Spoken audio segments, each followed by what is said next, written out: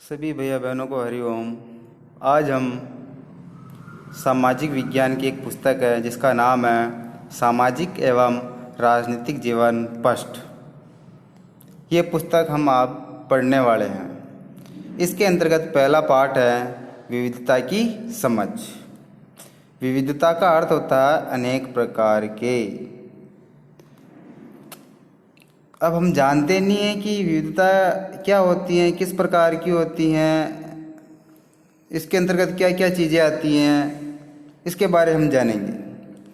देखो, अलग अलग क्षेत्रों में अलग अलग धर्म हो सकता है, रहन सहन हो सकता है, खान पान, भाषा, त्यौहार, पहनावा, ये सब विविधता में आते हैं। भारत में विविधता होते हुए भी एकता है। अब भारत में विविधता होते हुए भी एकता कैसे है कि भारत में अनेक धर्म हैं, हिंदू, मुस्लिम, सिख, ईसाई, बौद्ध।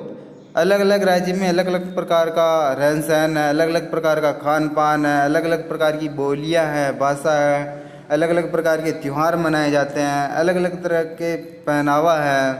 तो ये सब होते हुए भारत एकजुट है, सबके अंतर्गत एकता है। यही विविधता में एकता होती है। अब सांप्रदायिक दंगे क्या होते हैं? सांप्रदायिक दंगे होते हैं अपने धर्म से संबंधित।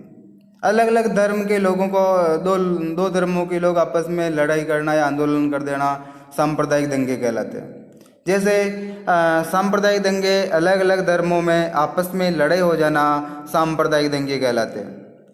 अब विविधता में एकता, जहाँ अलग अलग धर्म होता है, पहनावा होता है, खान पान होता है, रहन सहन होता है, भाषा होती है, त्योहार होते हुए भी मिलजुल कर रहना विविधता में एकता कहलाता है। भारत इसी तरह का एक प्रकार का देश है कि अलग अलग धर्म, रहन सहन, खान पान, भाषा, बोली वगैरह होते हुए भी उनके अंतर्गत वो सब लोग मिलजुल कर रहते हैं। इसीलिए भारत एक प्रकार का विविधता में एकता वाला देश है।